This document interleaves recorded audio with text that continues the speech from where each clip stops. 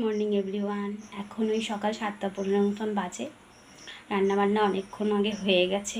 আমার বর খাবার নিয়ে এই মাত্রই কাছে বেরিয়ে গেল। তারপরে হচ্ছে আমি এখানে এই যে বাসনটা মেজে নিয়েছি। বাসনটা আগে মানে রান্নার পরে হচ্ছে একটা বড়ো কাজ হচ্ছে বাসনটা মেজে নেওয়া। তো যাই হোক, বাসন মেজে নিয়েছি। আর আজকে খুব একটা বেশি কিছু রান্না করিনি।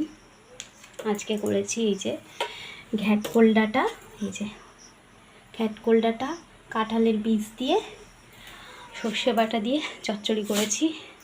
এটা খুব দারুণ লাগে খেতে। ঘ্যাটকোল ডাঁটার যে পাতাটা ওটা তো বাটা করি, আর ডাঁটাটাকে রেখে দিয়েছিলাম, কাঁঠালের বীজ দিয়ে সর্ষে বাটা দিয়ে চচ্চড়ি করেছি।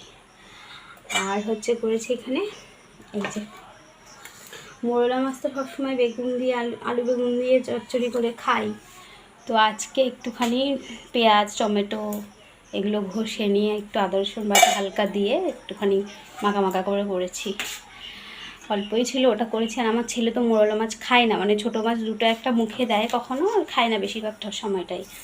তো হচ্ছে এখানে ওর জন্য এই যে ডিমের অমলেট করে ঝোল করেছি, দুবেলা খাবে। দুটো ডিম একসঙ্গে ভেজে মাঝখান থেকে কেটে ওর জন্য ঝোল করেছি। ও সকালে খেয়ে যাবে স্কুলে, আর হচ্ছে দুপুরেও খেয়ে নেবে এটা। তো এই ছিল আজকে রান্নাবান্না, খুব একটা বেশি কিছু রান্না করিনি। আর এখানে এই যে রুটি করেছি, রুটি ওই 4-5টা মতন করি সকালবেলায়।